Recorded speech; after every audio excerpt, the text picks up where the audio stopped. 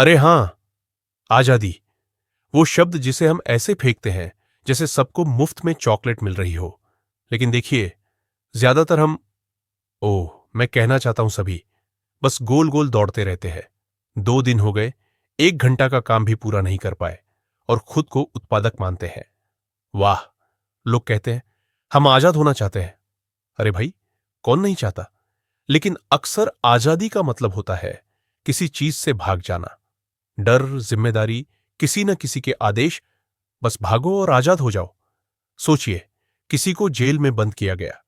वह सोचता है अगर मैं यहां से भाग जाऊं तो मैं आजाद हो जाऊंगा।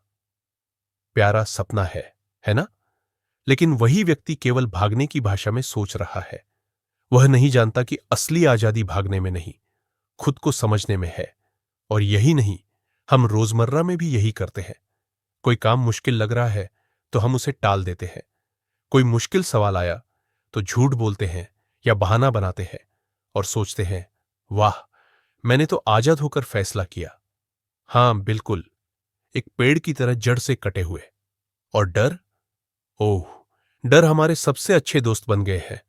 हम डर के पीछे भागते हैं और कहते हैं मैं आजाद हूं। लेकिन याद रखिए, डर से बचना या मजबूरी से निकलना आजादी नहीं है। यह सिर्फ एक और तरह की बंदिश है। असली आजादी तो खुद में है, किसी और से हटने में नहीं।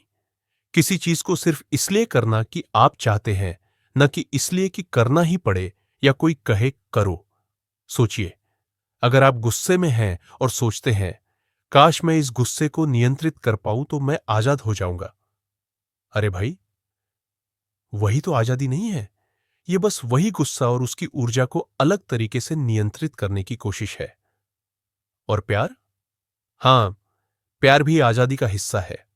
अगर आप किसी को सिर्फ इसलिए प्यार करते हैं कि आपको उससे फायदा मिलेगा तो वह प्यार आजाद नहीं है।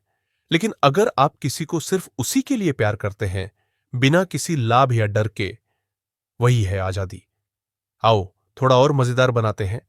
सोचिए, आप स्कूल में हैं, टीचर कहता है होमवर्क करो।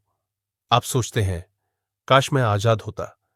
लेकिन आप वास्तव में आजाद तभी हो सकते हैं जब आप होमवर्क खुद इसलिए करें कि आप करना चाहते हैं, न कि डर या इनाम के लिए।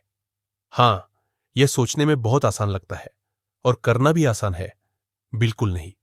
और फिर हम हर समय अपने आप से पूछते हैं क्या मैं सच में आजाद हूं या बस किसी और के बनाए नियमों का पालन कर रहा हूं?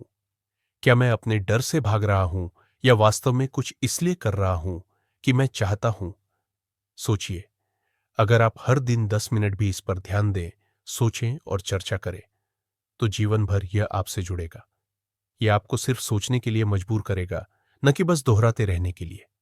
तो अगली बार जब आप किसी चीज से भागने की कोशिश करें, किसी डर से बचें, किसी मजबूरी से बचें, रुकिए और पूछिए क्या मैं यह इसलिए कर रहा हूं कि मुझे करना ही पड़ा या इसीलिए कि मैं चाहता हूं?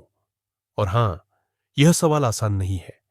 यह सवाल आपके दिमाग में ऐसे गूंजेगा जैसे कोई चेतावनी देने वाला अलार्म, पर यही आपको असली आजादी की ओर ले जाएगा।